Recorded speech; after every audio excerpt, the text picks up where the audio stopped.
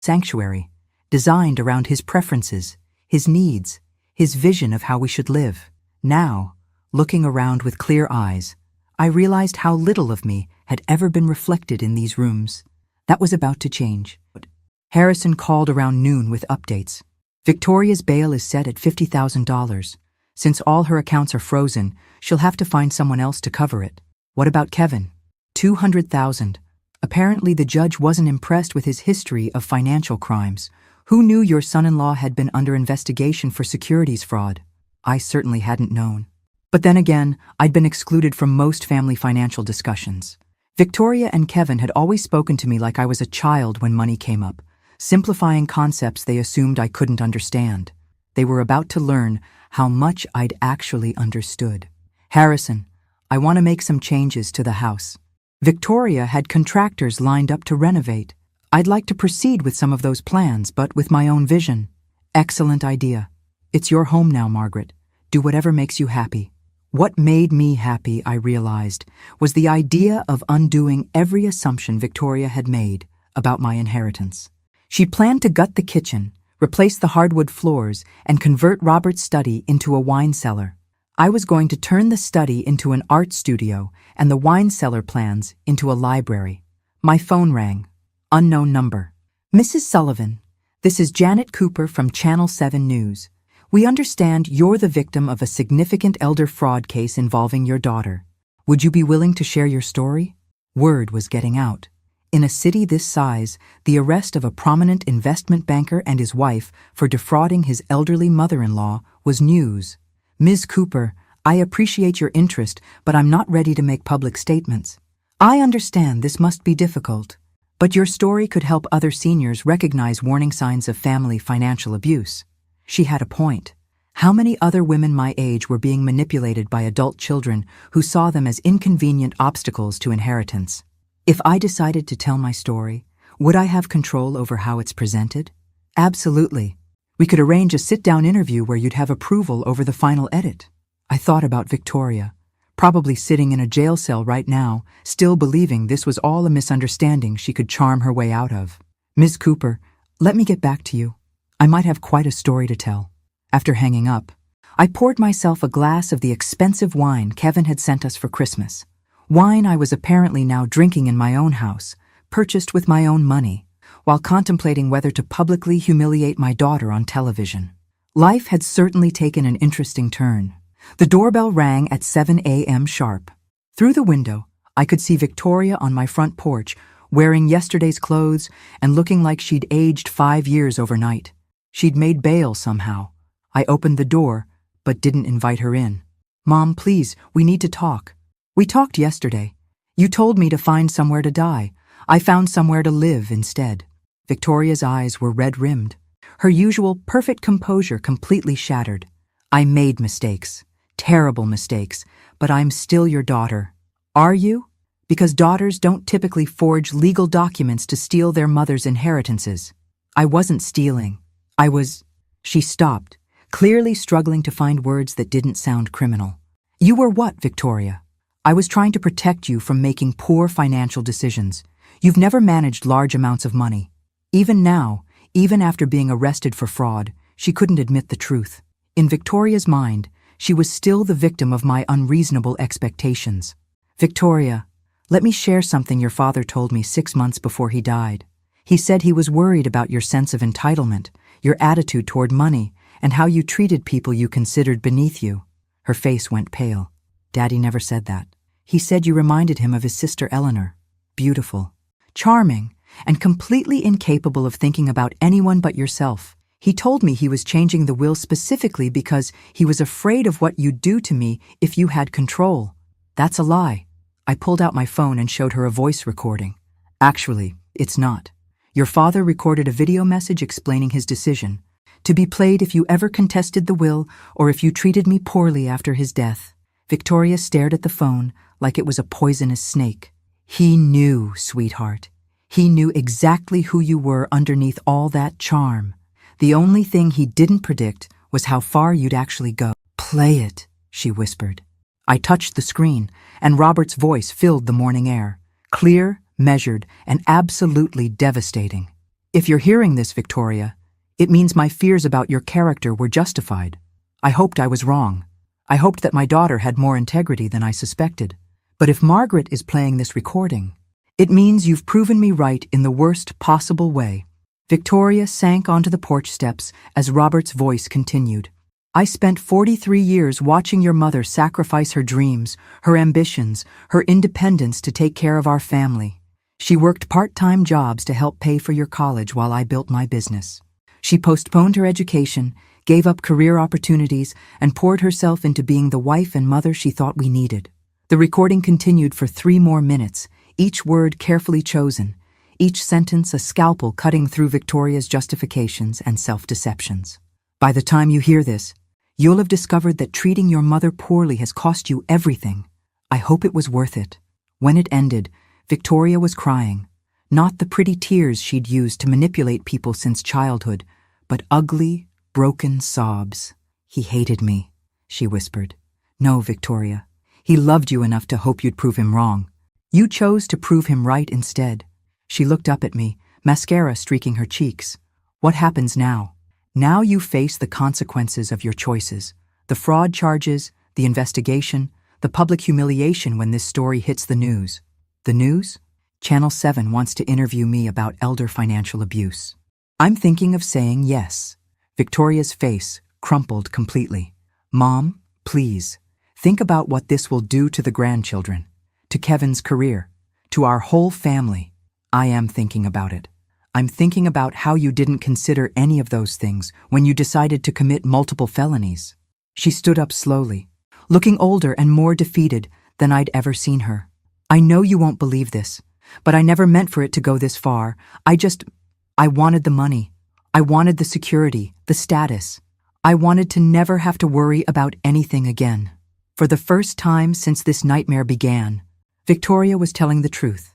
I believe you, sweetheart, but wanting something doesn't justify destroying people to get it. She nodded, tears still flowing. What can I do to fix this? You can start by admitting what you did was wrong. Not misguided, not protective, not complicated. Wrong. It was wrong. It was completely, unforgivably wrong. And then you can face whatever consequences come next with some dignity, instead of trying to manipulate your way out of them. Victoria looked at me for a long moment, seeing perhaps for the first time not the pushover mother she'd always known, but the woman who'd just outmaneuvered her completely. I deserved this, didn't I? Yes, Victoria, you absolutely did. 3 days after Victoria's porch confession, Kevin's mother showed up at my door. Eleanor Hayes was everything I'd expected, perfectly coiffed, dripping with jewelry, and radiating the kind of entitlement that only comes from 3 generations of inherited wealth. Margaret, we need to discuss this situation rationally. I invited her in, curious to see what version of reality the Hayes family had constructed to explain their son's felony charges. Eleanor settled herself in my living room like she was granting me an audience. Kevin made some poor choices, obviously, but prosecuting him seems rather vindictive, don't you think? Vindictive? Your son helped steal my inheritance and threw me out of my own house. Kevin was following Victoria's lead. He didn't understand the full situation. The woman was actually trying to blame my daughter for her son's criminal behavior. I had to admire the audacity. Mrs. Hayes, Kevin created forged legal documents. That's not following someone's lead. That's conspiracy to commit fraud. Kevin's lawyer believes we can reach a settlement that benefits everyone. You get your house back, Victoria faces appropriate consequences, and Kevin avoids the publicity of a trial. Appropriate consequences. As if Victoria's crimes were a minor etiquette violation. What kind of settlement? Eleanor smiled, clearly believing she'd found an opening. Kevin's family is prepared to compensate you for your inconvenience. Let's say $2 million. In exchange for dropping the charges against Kevin. $2 million. To forgive the man who'd helped steal $33 million from me. Mrs. Hayes, your son participated in a scheme that cost me everything I owned. You think $2 million covers that? Margaret, be realistic. Kevin has a career, children, a reputation to maintain. Sending him to prison serves no one. It serves justice. Eleanor's polished facade cracked slightly. Justice? You're destroying multiple families over money you'd never have known how to manage anyway. There it was. The same condescending attitude that had poisoned my relationship with Victoria. In their world, I was just the help who'd gotten uppity. Mrs. Hayes, I think we're done here. Margaret, please reconsider. $5 million. Final offer. $5 million to let Kevin walk free. The amount was staggering, but the principle was non-negotiable. My answer is no. Eleanor stood, her composure completely restored. Very well, but you should know that Kevin's legal team has found some interesting information about your husband's business practices. It would be unfortunate if that became public during the trial. The threat was clear, but I felt no fear, only curiosity. What kind of information? The kind that might make you reconsider who the real criminal in this situation was. After she left, I called Harrison immediately.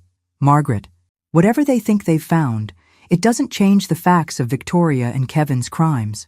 But could it affect the case? Potentially. If they can muddy the waters enough, create doubt about Robert's character or business practices, it might influence a jury. I thought about Robert, about our marriage, about all the secrets that might be buried in 43 years of shared life. Harrison, I want to know everything about Robert's business, every deal, every partnership, every potential irregularity. Margaret, are you sure? Sometimes the past is better left alone. The Hayes family is threatening to drag Robert's memory through the mud to protect their criminal son. I'd rather know the truth first. That evening, I sat in Robert's study, my study now, and began going through his files systematically. Robert had been meticulously organized, every document dated and categorized. But as I dug deeper into his business records, I began finding things that didn't quite make sense. Payments to shell companies, consulting fees that seemed excessive, partnerships with firms that appeared to exist only on paper. By midnight, I'd discovered something that changed everything I thought I knew about my husband. The private investigator Harrison recommended was a sharp-eyed woman named Carol Chen, who specialized in financial crimes. She spent 6 hours in Robert's study, photographing documents and building what she called the real picture of my husband's business empire. Mrs. Sullivan, your husband was running a sophisticated money laundering operation through his consulting firm. We're talking about millions of dollars in illegal transactions over the past decade. The revelation hit me like a physical blow. That's impossible. Robert was the most honest man I knew. I'm sorry, but the evidence is overwhelming. He was washing money for organized crime families, using his legitimate business as a front.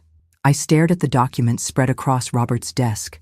Invoices for services never rendered, consulting contracts with companies that didn't exist, payment schedules that corresponded with known criminal activities. How long has this been going on? Based on these records, at least 12 years, probably longer. 12 years. While I was planning dinner parties and attending charity galas, my husband was facilitating criminal enterprises. Mrs. Sullivan, there's more. The $10 million Robert left Victoria, that money came directly from laundered funds. If the FBI discovers this, they'll seize everything as proceeds of criminal activity. The room started spinning. Everything? The house?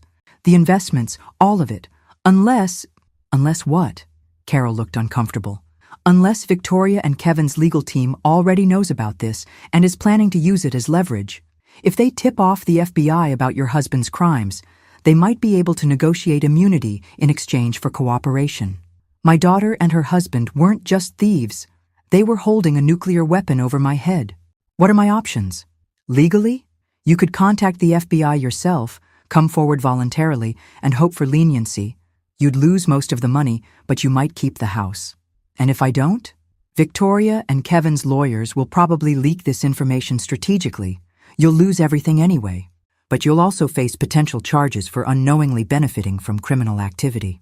I thought about Eleanor Hayes' smug confidence, her certainty that I'd accept their settlement offer. They'd known about Robert's crimes all along. Carol, how did they find out about this? Kevin's an investment banker. He'd have recognized the patterns in your husband's financial records. The question is, what are they planning to do with this information? My phone rang. Victoria's number. Mom, we need to meet. Tonight. There are things you need to know about Daddy that change everything. I already know. Victoria. Silence. Then, you know what? I know about the money laundering. I know about the criminal connections.